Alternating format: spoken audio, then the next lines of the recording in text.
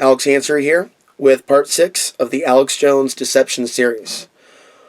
One of the ways that Alex Jones seeks to control, seeks to expand his empire, his Death Star, his influence, the Alex Jones Archon virus on the internet, all conspiracy research roads lead to the InfoWars Matrix. One of the ways that he seeks to expand his influence and domination of the marketplace. The deals that he, like other bigwigs in the business, like Coast to Coast, work out with their guests. The exclusives. Contracts, if you will. And so when you're at a level where you're generating that much attention, when you're worth that much, and Alex has been at that level for some time. He's been number one. Yes. Yes. You know that whole feud between Alex Jones and the Young Turks? Yes, in many ways, Alex Jones far and beyond number one. And he has earned the title of number one sociopath who will do anything to be number one. And so there are certain talk show hosts who become very, very valuable. And so deals are struck. Things are said to certain guests. And again, he's not the only person who has engaged in the practice of saying, you're only going to come on my show. You're not going to go on a certain person's show or a certain network. One of the things that I want to talk about, and I'm not attacking anyone, I am bringing it to light. I have to bring it to light. And it actually tells me something. It told me something about this individual as well. That individual by the name of David Icke. No one is immune to the mind hack. Even if we write about it, and we speak about it, and we reach a lot of people.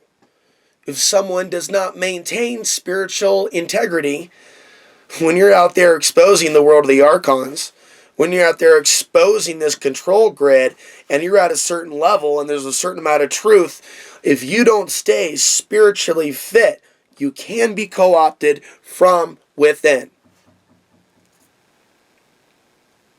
And that's one of the things that Alex Ansary is out there to preach to people during these times. Especially those that think that they're super enlightened and super awake. Because I've seen how many people can come under the spell. And it's rocked me to my core. It's been my own gotcha. No one's immune. Not even myself. When you neglect your spiritual development, and you become arrogant, and you think you know it all, and you become powerful, and you abuse that power and your influence, and you do so knowingly, the more you bed down with evil, the more you become consumed with it. And I'm saying this more on the line of Alex Jones than David Icke. But with David Icke, all of a sudden he was constantly going on the Alex Jones show. And I can understand David Icke's perspective. Well, Alex, I gotta, I've talked about people stuck in the 5 cents reality.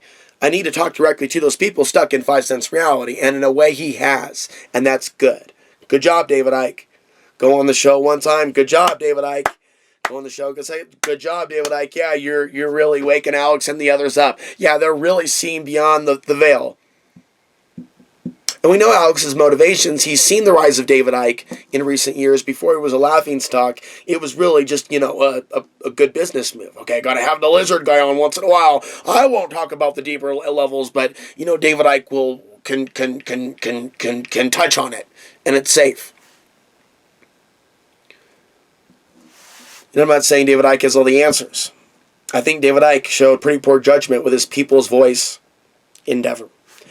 And to be brief, that's when I did see David Icke in a different light. Poor judgment in the people he surrounded himself with, airing of dirty laundry.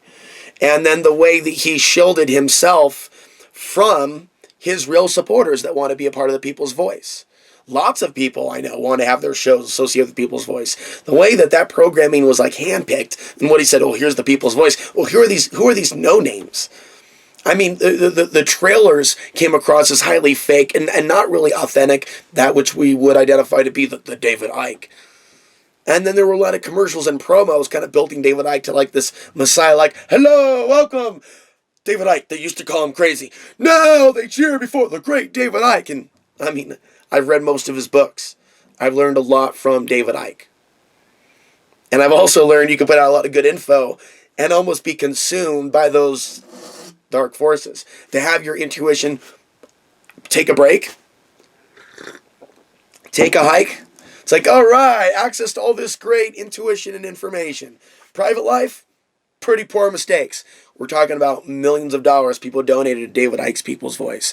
David Icke stepped back when people asked where the money went. There were questions, allegations about mismanagement of funds made by Sonia Poulton, who was one of David Icke's star reporters. And then all of a sudden there's, this infighting thing going on, and Sonia's saying she's going to make a documentary exposing it, and then she just gets quiet, doesn't even happen. And again, I can't see David Icke as being someone nefarious at that time, but I watched everything that was taking place. And that was like, that's a different David Icke. Not so much all-knowing David Icke, not so much intuitive David Icke. David Icke being backstabbed by Sean, that was formerly the webmaster of DavidIcke.com. Dude, you have a poor choice of the people you keep around you. Not to give too much time to tabloids, it also came out, Pamela, the former wife, Icke, Pamela Icke, kind of reminds me of Stevie Nicks, actually.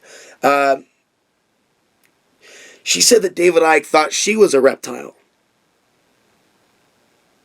Maybe something was taken out of context, and David Icke thought that she was acting reptilian-like, which I see a lot of people acting reptilian-like, or archonically inspired in today's day and age. I mean, the topic here is Alex Jones, of course, which we'll get back to shortly, and how all this connects. But David Icke has made, obviously, some poor judgment with his friends and with the People's Voice. Clearly not as all-knowing, as intuitive as obviously the same man that did say he was the Son of God. Again, gets a pass for me, just like Alex got the pass for the Y2K thing. None of us are perfect. I mean, I have my mistakes. Not quite on that level, nor have I claimed anything remotely to that, or done anything remotely close to the Y2K broadcast. Okay. So David Icke used to go on other people's shows and kind of spread the knowledge. And then recently spread the wealth, if you will, spread the attention. I mean, David Icke, I've actually seen him talk in Bellevue in 2009, and he's a very charismatic figure that can, really seem to light up the room with inspiration and life and light. And there is a consensus on that David Icke seems to have a very powerful presence in person. Not just on YouTube. In life, it sometimes appears bigger than life. And to see him go from that, and go from, being on different people's shows, there was the People's Voice confusion as to where the money went and the falling out, and then him becoming reclusive, kind of taking comments off of his YouTube channel, and just doing the David Icke videocast. Stepping away from regular people that really never did nothing to him. It's like kind of like hiding something, not wanting to, deal with the masses that he let down. Then going almost exclusively, on the Richie Allen show and the Alex Jones show, Infowars.com. I don't know how many appearances he's been making recently, but, David Icke went from talking to the people to doing the exclusives with Richie Allen. Gotta love that Richie Allen. Hi, I'm Richie Allen. I'm a computer. Hi, I'm so fake. I'm just gonna put it to you right here. Okay, now.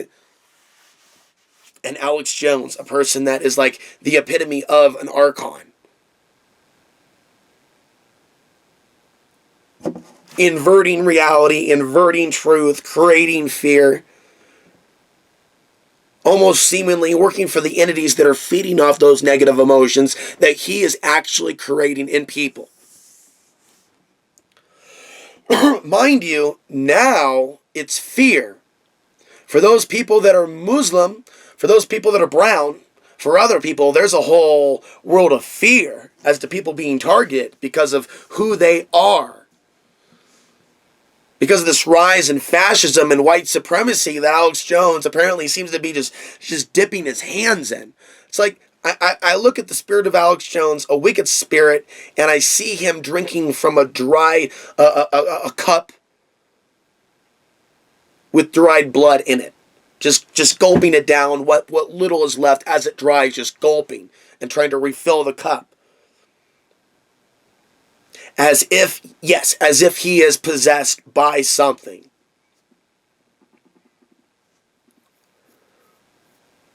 So we see the influence of Alex Jones over the alternative media. Other stories are out there in Austin, Texas, relating to him trying to control low-power FM. Who was on the radio, who wasn't. Things of that nature. People have stories that were there, that lived it, man. You know, as I mentioned in a previous video, you have all these videos on YouTube where you can see how he has behaved in person. Now that he has been designated the leader of conspiracy theory, he has also kind of projected, well, here's what they're like. Okay. We could talk about him threatening revolution, challenging Piers Morgan to a boxing match. Challenging other people to a boxing match, pretending to be a tough guy. A claim that I challenge. You know, I really challenge his claim as to how tough he actually is. That's all I'm going to say, because I want to stay on topic. I've already previously ranted, and I challenged Alex Jones to a fist fight. We'll do it for charity money. Maybe a school or a hospital in Afghanistan. I think I started yelling that I would beat him in less than 60 seconds, reenacting some scene from The Last Dragon. Because, yes, I do call bullshit on his tough guy claims. But how adult am I if I am going to, I guess one could say, stoop to that level and become consumed in anger? As angry as I was at that time in April 2014 when I made that video. And I delisted it, realizing how less than adult it was. I also delisted several other videos. Just, didn't want to make any more waves. I don't know. Now I realize it's not negativity to talk about this, and it's certainly not infighting. When you see people like Alex Jones, race bait, at that level, and then also exaggerate, mind you, what he calls white genocide, to frighten those that identify with being white, to scratch their that aspect of their reptilian mind that's looking out for threats, danger. It's like he's operating from some sort of a blueprint or script, as are others. Others. People like Donald Trump. And again, how does this undo those good things that he's done? I mean, for years the whole thing was, but look at all the good he's done. That argument only works up until a point. Up until a point. And then it's a tipping point. And then it's painfully obvious what the situation is. Now with Donald Trump and Alex Jones, it's painfully obvious that he is serving some sort of agenda. to create racial conflict, to create and promote, along with others in the mainstream media, this inverted, perverted Red Dawn scenario.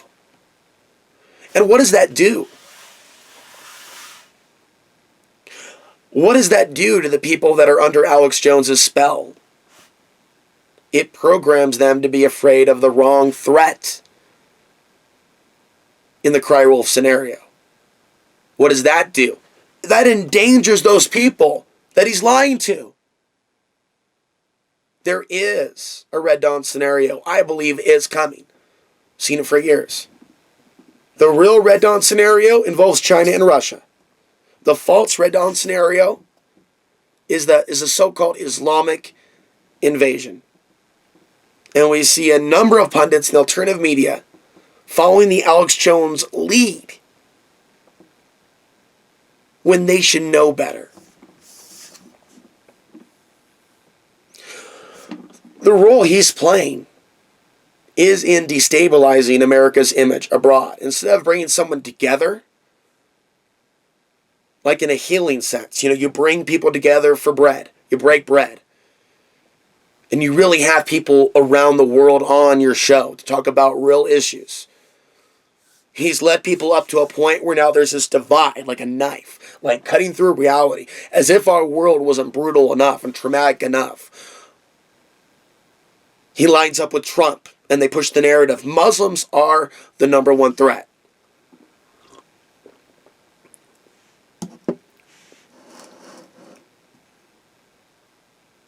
And in line with this topic, there are so many people out there that have been putting out quality content on YouTube and on other mediums. And for the most part, we're not in a society that rewards those that put their name out there, their name on the line. Because there is no big money behind alternative media. I met a millionaire once in Texas, in Dallas, who was one of the most selfish, greediest son of a bitches and racist that I've ever met in my life. Brought me to Dallas, worked for him for a year, was going to start this thing called alternative media, not to be confused with Chris Green, something completely different, but Alternative Media Network and Revbox. So he was picking really generic names that other people were already using. And this guy thought he was going to be able to compete with Alex Jones by using a little bit of his money to do a multi-level marketing, pitch.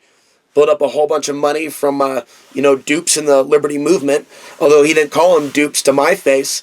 But I saw this guy as an opportunist. And so, in about a year, our paths went in different ways. But this person wasted a lot of money that he really could have put towards supporting alternative media. The little guy. So it's not just Alex Jones on the podium. And this guy was so greedy that he wasted his own money on studio space, on incompetent staff. Certain people were just ripping him off because they could see that he wasn't all there on a level. I've never seen big media involved in the alternative media. And I don't really see people in the alternative media truly respected by society. It's difficult. All I can really say is there is power in numbers. Maybe one day those in the alternative media can band together and actually create a network that's competitive to some of these other networks. But you know what? It requires people getting along to a certain point and putting aside their personal differences, their egos, and their own little agenda. But you know what? Being a guy that came out of Portland, using Access TV there, working with a guy named Bill Olson, who for years has been hosting his own show called 9/11 Was an Inside Job. And he prefers to do a show and keep it on the same topic. I believe he's in his 50s. He also, for years, has been playing a lot of Alex Jones content. I wonder what Bill Olson thinks about the new direction of Alex Jones, the new Alex Jones. Or if he's just, right along with the new programming, like some other InfoWars followers. But that aside, Bill and I in that studio put out a lot of content. We didn't need millions of dollars. Personal expenses to pay your rent is one thing. Using studio equipment to produce something, hell, there's Access TV facilities across this nation. Where are the teams of independent reporters, both male and female, working together in a professional manner to create independent content? That's what's lacking. Now, before speaking further about that, now if Alex Jones was really crying for the children,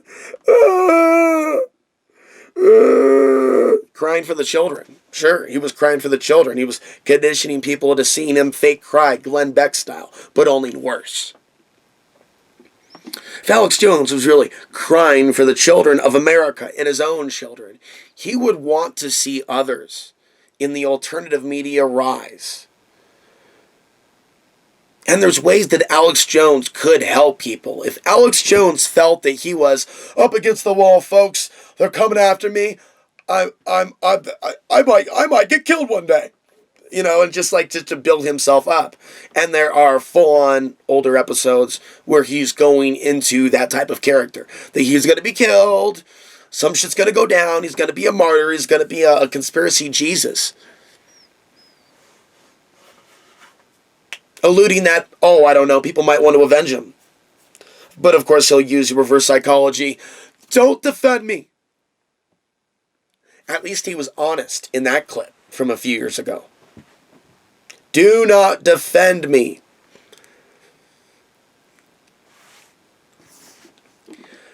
I should have taken your own advice years before I actually did. He does this do not defend me clip.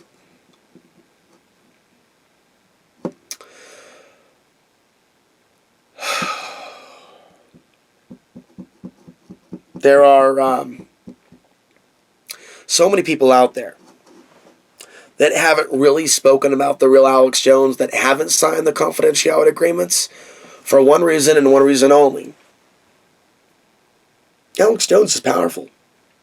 He can make you the right promotion, selling your product on the InfoWars store. Some people he gives a shitty deal to. Some people, their deal might be a little bit better. I assume the deal between himself and Joel Skousen is probably quite a bit different than himself and Fritz Springmeier. Fritz Springmeier, by the way, I won't even get into it.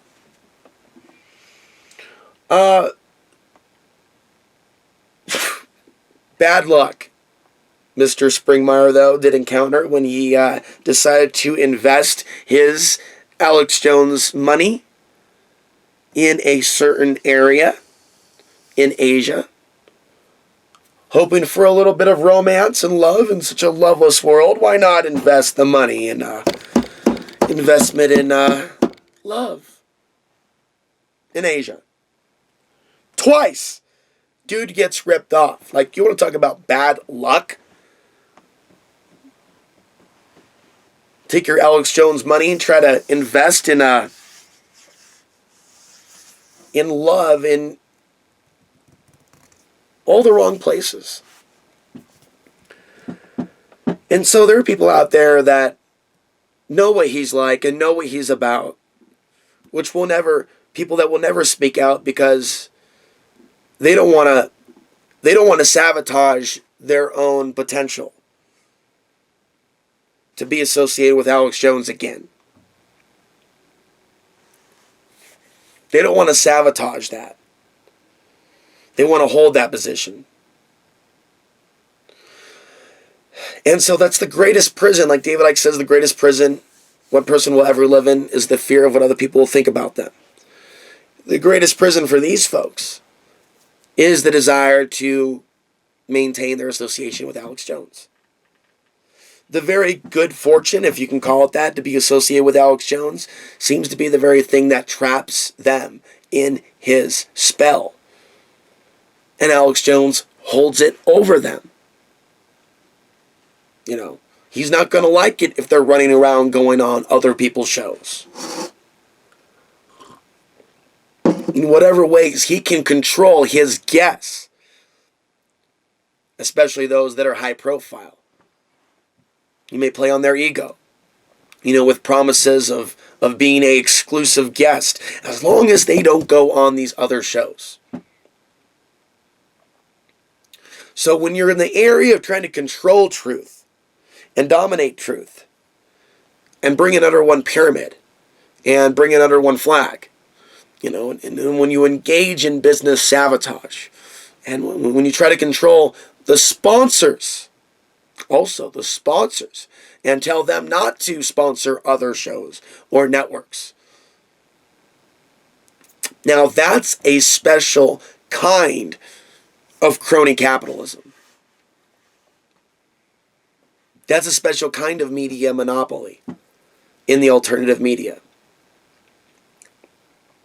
And so we really need to see more people out there producing content and starting shows. And you know, there's actually been a number of Access TV closures in the last decade. Notice Alex Jones doesn't really promote Access Television anymore.